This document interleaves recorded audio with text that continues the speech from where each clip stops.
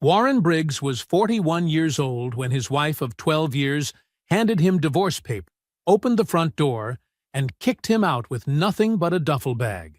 Trish kept the house, kept the savings, or what she claimed was left of it, and kicked him out like he was nothing. She had spent 14 months quietly draining their joint account into a secret life she was building with another man, certain that Warren was too passive, too predictable, too soft to ever see it coming. And for a moment, it looked like she was right. But what Trish never understood was that the quietest man in the room is not always the weakest one. Warren didn't just survive being kicked out with nothing. He built something, quietly, deliberately, the way he had always built everything. And one afternoon, while Trish was driving through an unfamiliar neighborhood, she pulled up to a stop sign and saw him, standing in the driveway of a house that dwarfed everything she kept. A Rolls-Royce parked beside him, and a woman in his arms who made her jaw go slack. Warren looked up, met her eyes, and gave her one calm nod. Before we jump into the story, comment where in the world you are watching from, and subscribe, because tomorrow's story is one you need to hear. The coffee was still hot. That was the detail Warren Briggs would remember later. Not the sound of Trish's heels on the hardwood. Not the way the morning light came through the kitchen window and fell across the table in clean yellow stripes. He would remember that his coffee was still hot when everything changed. He sat at the kitchen table the way he always did on Tuesday mornings. Files spread open in front of him. A red pen tucked behind his ear. His reading glasses pushed up on his nose. The project on the table was a drainage assessment for a stretch of county road outside Marietta. 60 pages of soil data, load calculations, and site photographs that most people would find deeply boring. Warren found them peaceful. Every number told the truth. Every measurement meant something. You asked the right questions, you got the right answers. Simple as that. He was a builder, had always been one. Not just in the professional sense, though he was that too. Warren Cole Briggs, licensed civil engineer, founder and principal consultant of Briggs Infrastructure Solutions, LLC. He had spent 16 years designing the things most people drove over and walked across and never thought about. Bridges, drainage systems, load-bearing roadbeds, the invisible architecture underneath daily life. His clients were municipalities and private developers who needed someone who would not cut corners, would not guess, and would not miss. Nobody called Warren Briggs twice because they had to. They called him again because he was right the first time. He reached for his mug without looking up from the drainage report. That's when he heard her. Trish's footsteps came down the stairs with a particular kind of purpose. Heels, not the flat slippers she wore on lazy mornings. He glanced up. She was dressed sharply. A fitted blazer, dark slacks, her hair pinned back in the way she wore it when she had a showing or a meeting. She was a real estate agent, so a dressed morning wasn't unusual. What was unusual was that she hadn't mentioned anything last night. No, I've got an early showing over dinner. No alarm set on her phone. He noticed. He didn't say anything. Morning, he said. She didn't answer. She moved to the counter, poured herself no coffee, and stood with her back to him for a moment. Warren watched her the way he watched a structure he wasn't sure about yet. Quietly, without judgment, just gathering information. She turned around. Something in her face was locked down tight. Not angry exactly, more like decided. In her hand was a manila envelope. She crossed the kitchen in 4 steps and set it on the table in front of him, right on top of the drainage report. The metal clasp clinked softly against the table. She crossed her arms and stood back. Warren set down his coffee. He looked at the envelope, then up at her. Her eyes were flat and steady. She wasn't nervous. She had practiced this moment. He could tell. She was ready for whatever he was going to do. He picked up the envelope, opened the clasp, and pulled out the papers inside. He read them the same way he read everything. From the beginning, without skipping, without rushing. He turned each page carefully. 12 pages total. Filed with the Fulton County Court 11 days ago. Trish had retained an attorney named Gerald Marsh. Warren had never heard of him, but the filing was clean and organized. Somebody had put real thought into it. He read every word. Trish stood there with her arms crossed, waiting for the explosion. He could feel her waiting for it. The raised voice, the slammed table, the panic. Something she could point to later. He gave her nothing. When he finished, he set the papers down flat and folded his hands on top of them. "You want the house," he said. His voice was even. "The joint savings. A portion of my consulting income. I'm entitled to all three." Her voice was practiced. "Gerald says the case is straightforward." Warren nodded slowly. He looked at her for a long moment. "Is there someone else?" She didn't flinch, didn't hesitate, looked him dead in the eye and said, "No." The kitchen was very quiet. "I need 48 hours, Warren said. "Before I sign anything, I want to sit with my own attorney." Something moved across Trish's face. A brief, barely there loosening, like she'd braced for a fight and was relieved to skip it. "Fine," she said. "That's fine." She picked up her purse from the counter and walked to the door that led to the garage. She didn't say goodbye. Warren listened to the garage door open, listened to her car back out, listened to the neighborhood go quiet again. Then he sat still for a little while with his hands still folded on top of the divorce papers. He pulled the financial records that afternoon, sat down in the home office with his laptop, logged into the joint account, and navigated to the balance summary the way a man checks something he already knows and just wants confirmed. The number on the screen was not $47,000. It was $6,200. He leaned forward. He clicked on the transaction history and started scrolling. His eyes moved slowly down the screen, line by line, date by date. Every withdrawal was under the bank's standard flagging threshold, small enough to look like nothing by itself. But there were dozens of them, stretched across the last 14 months, in a pattern so deliberate and so patient that the breath left his body slowly, like air leaving a sealed room. Every transfer had gone to the same account number, one he had never seen. Warren sat very still. He didn't cry. He didn't slam the desk or stand up or make a sound. He just sat there with the screen glowing in the quiet room, looking at what 14 months of careful, calculated betrayal looked like when laid out in rows. Then he closed the laptop. He picked up his phone. He called Uncle Harold. Uncle Harold's porch light was already on. That was the first thing Warren noticed when he pulled into the driveway on Kellner Street. The warm yellow glow above the front door, steady against the dark. Harold's neighborhood was quiet at this hour. Old oak trees lined both sides of the street, their branches reaching toward each other overhead, like the vault of a cathedral. Warren sat in the truck for a moment before cutting the engine. He grabbed the duffel bag from the passenger seat and got out. Before he could knock, the door opened. Harold Briggs was 67 years old, with close-cropped silver hair, reading glasses pushed up on his forehead, and the calm, unhurried expression of a man who had been expecting this visit for a long time. He was still dressed. He had a dish towel folded over his shoulder, and the faint smell of reheated food drifting from somewhere behind him. He looked at Warren. He looked at the duffel bag. He stepped aside and held the door open. "I made extra," he said. They sat at Harold's kitchen table the way they had sat together 100 times before. Coffee between them, the overhead light warm and steady, the rest of the house quiet. The table was old, dark-stained oak with shallow rings from years of mugs. Warren had done homework at this table as a teenager after his father died, and Harold had quietly become the man who showed up.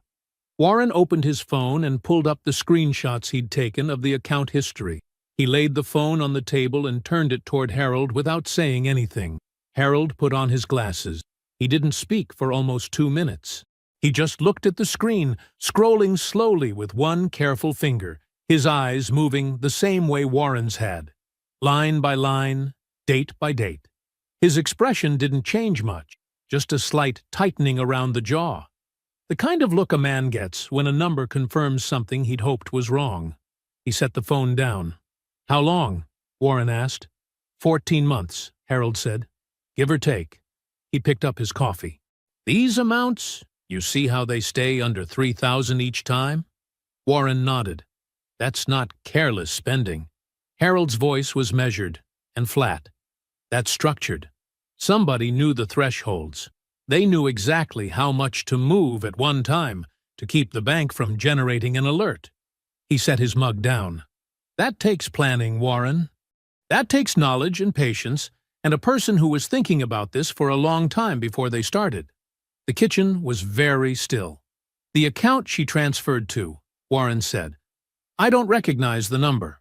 Harold nodded slowly. He said nothing else about it that night. He didn't need to. The shape of the thing was already clear. They both understood what they were looking at. The next morning, Warren drove back to the house. Trish's car was in the driveway. He hadn't called ahead. He parked, walked to the front door, and let himself in with his key. She came around the corner from the kitchen when she heard the door, and her expression shifted fast, from surprise to something measured and composed. "I need more time," Warren said. "I'm not signing anything yet." The composure held for exactly 3 seconds. "I want you out of this house today, Warren." "Trish." "Today." Her voice was sharp now. No more practiced calm. "I've been more than patient. I'm done waiting." He looked at her. "Are you serious right now?" She walked to the front door and pulled it open. Then she stepped to the side of it, standing there like a bailiff, like she had rehearsed this part too. Warren looked at her for a long moment. Then he went upstairs. He packed a proper bag this time. Not just what fit in a duffel, clothes, his good-dress shoes, the folder of personal documents he kept in the nightstand, his father's watch from the top of the dresser. He moved through the bedroom slowly, deliberately, without slamming drawers or making statements. He took what was his and left everything else exactly where it was. When he came back downstairs, she was still at the door. He walked toward her, stopped just inside the threshold. She said, "I always knew you'd leave quietly." Warren looked at her, really looked at her, the set of her jaw, the careful stillness of her posture, the small, satisfied lift at the corner of her mouth. He read her the way he read a structure that had failed, looking for the moment it was decided. "I'm not leaving quietly, Trish," he said. "You're just not worth the noise." She closed the door. He sat in the truck in the driveway for a while. The engine was off. The street was ordinary around him, a neighbor's sprinkler running, a dog barking somewhere down the block, clouds moving slowly across a plain white sky. Then he put the truck in reverse and drove away without looking back.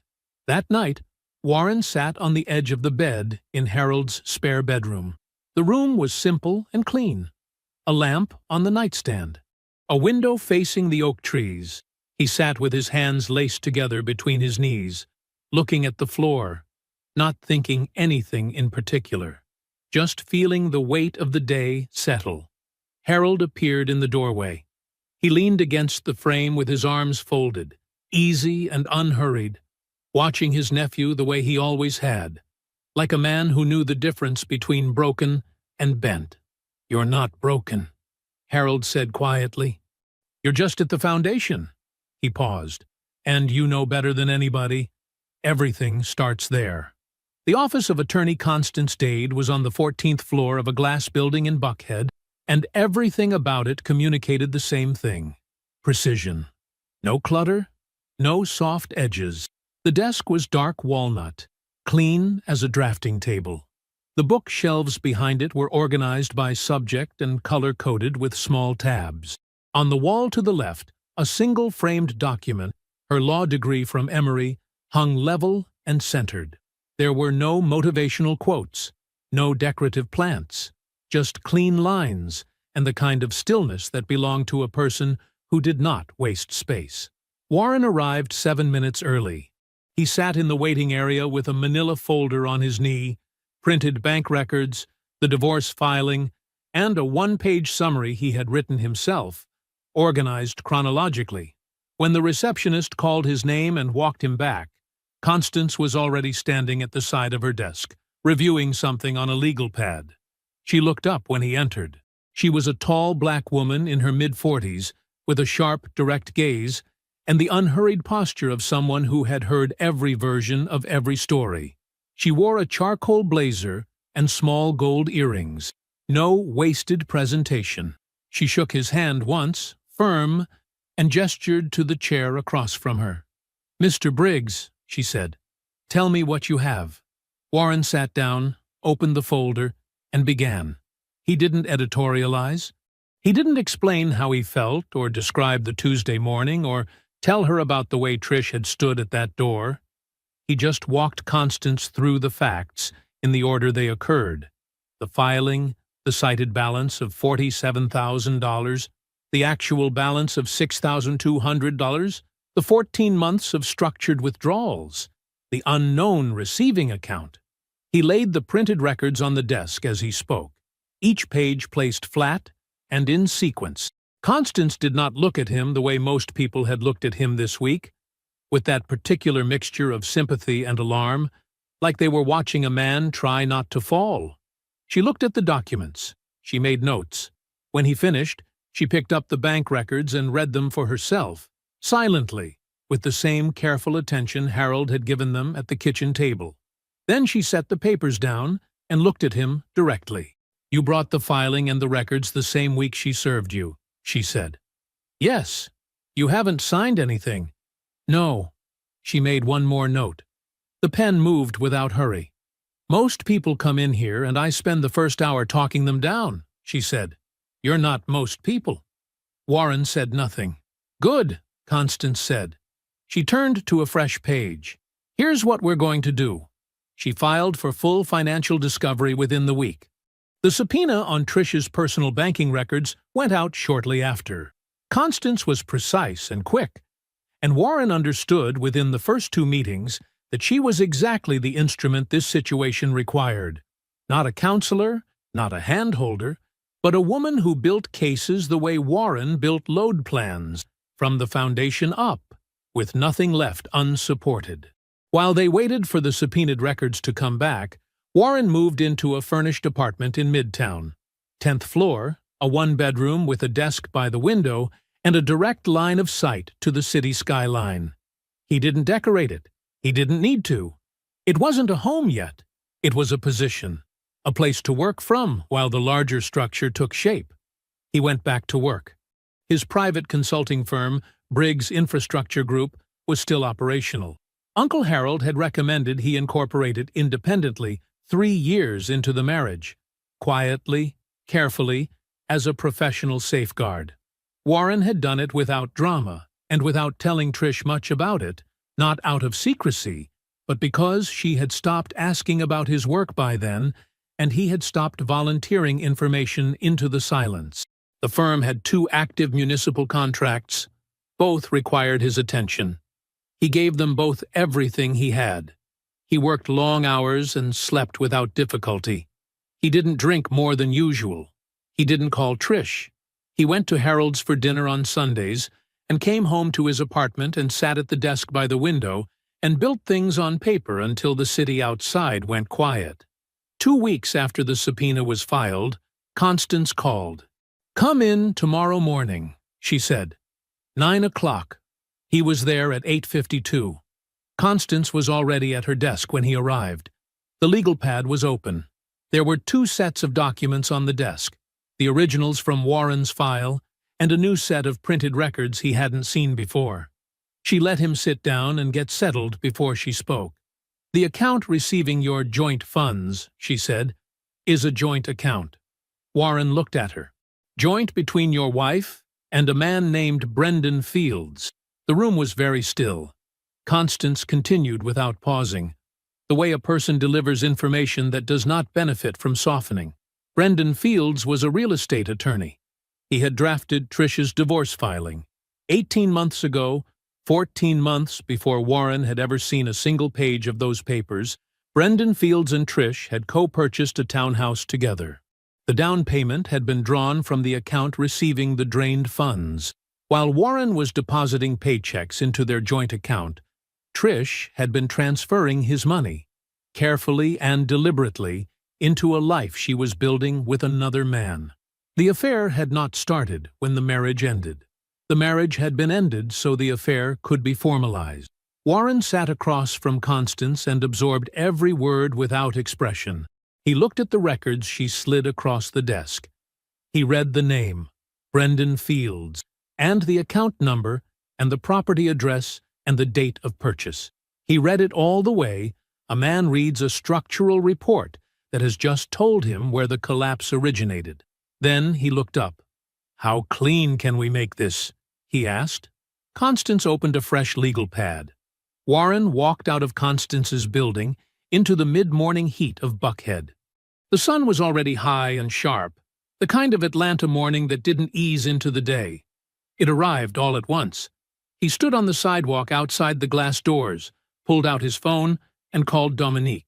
She picked up on the second ring. "Talk to me," she said. No hello, no preamble. That was Dominique. Warren told her everything. The account, the name, the townhouse, the dates. He kept his voice even and low, the way he always did, standing still on the sidewalk while foot traffic moved around him like water around a post. When he finished, Dominique was quiet for exactly 3 seconds. "Brendan Fields," she said. "You know him?" "I know of him." Her voice had a particular flatness to it, not surprise, but confirmation. The sound of a suspicion finally getting its paperwork. "I ran into his name about 8 months ago. Background check on a client referral. Nothing related to you. Something felt off. I never dug further because I didn't have a reason to." A short pause. "Now I do." "I need you to dig," Warren said.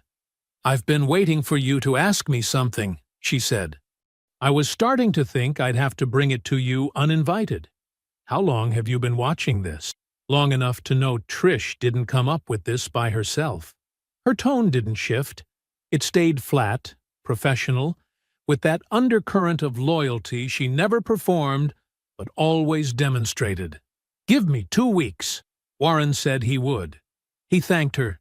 She told him not to thank her and hung up. He stood there another moment, then put his phone away and walked to his car. The months that followed were not dramatic. They were grinding and slow and procedural in the way that legal battles always are when the other side has prepared carefully and believes they are winning. Trish's legal team came in hard. They pushed for the full asset division she had planned. The house, the joint account balance as she had cited it, a percentage of Warren's consulting income going forward. They filed motions and counter-filings and presented Trish as a wife who had contributed substantially to the household and was entitled to her share of a life she had helped build. Constance did not blink. She introduced the fraudulent fund transfers in discovery with the kind of organized, documented precision that was difficult to argue against in a room where everything had to be proven on paper. The records showed exactly what they showed. 14 months of deliberate, structured withdrawals from a marital joint account, transferred to an account co-held with a man Trish had claimed not to know romantically. The down payment on the townhouse. The dates, the amounts, all of it clean, documented and damning. Trish's claims did not collapse all at once. They weakened the way a structure weakens under load, gradually, then decisively. By the 3rd month of proceedings, her legal team had shifted from aggressive to defensive. By the 5th month, they were negotiating. Warren said very little throughout. He showed up when Constance required him, answered questions precisely, and let her do the work she was built for. In the hallways outside the hearing rooms, he did not look at Trish with anger. He did not look at her with longing. He looked at her the way he looked at a project that had gone over budget and off-spec, with clear eyes and the focused attention of a man who was already calculating what came next. She looked back at him like she was searching for the version of him she expected to find. The one who would be diminished by this, the one she had planned for. She didn't find him. Outside the hearing rooms and away from Constance's office, Warren worked. He had dinner at Harold's every Sunday. Harold cooked, asked practical questions, and did not offer more comfort than Warren needed.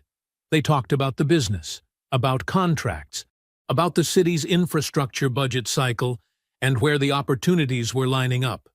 Harold had a way of steering conversation toward the future with such consistency that being around him made the past feel like something you'd already filed correctly. In the 6th month of proceedings, Briggs Infrastructure Group was awarded a municipal contract that was the largest in the firm's short history. A drainage and road foundation project covering 3 city blocks in a southwest Atlanta neighborhood that had been flooding during heavy rain for years. It was the kind of contract that warranted a press release, a celebration, maybe a dinner with the team. Warren told no one outside of Harold and the 2 engineers on his staff. He signed the contract, filed the paperwork, and went back to work. The consulting firm grew quietly, the way everything he built grew, without announcement, without performance, without anyone watching who wasn't supposed to be there. The divorce was finalized on a Thursday morning in October. It was not the settlement Trish had designed. It was not the financial demolition she had spent 14 months engineering. Constance had built the case too carefully for that. Warren did not walk away with everything. He hadn't expected to. But what he walked away with was solid ground. Enough. More than enough to build from. He signed the final papers in Constance's office, at the same dark walnut desk where they had first sat together. Constance handed him the pen without ceremony. He signed where she indicated, read each page before he did, and handed the folder back to her when it was done. He stood up and extended his hand. She shook it once, firm, the same way she had the first day. "You were easy to work with," she said. "So were you," he said. He picked up his jacket from the back of the chair, nodded once, and walked out. Outside, Atlanta was fully into autumn. The air had finally broken, cooler and clean, the light coming in at that low, golden October angle that made the city look like it was lit from somewhere deliberate. Warren walked out of the building and onto the sidewalk and stopped. He stood there for a moment. Just a moment. The traffic moved past him. Somewhere up the block, someone was laughing. The city went on exactly as it always did. Indifferent and alive. Full of people building things and breaking things and starting over. Warren straightened his jacket. Then he walked to his car. The meeting was held in a conference room on the 4th floor of a city planning building downtown. One of those government spaces that tried hard with new carpet and a projector screen, but still smelled faintly of old paper and recycled air. Warren arrived 7 minutes early with a printed copy of his report and a laptop. He sat up quietly at one end of the long table and watched the room fill. City planners, a deputy commissioner, 3 developers in dark suits who sat together and checked their phones. 2 architects Warren didn't recognize. A woman from the zoning board who seemed to already disagree with everything before anyone had spoken. The meeting started at 9.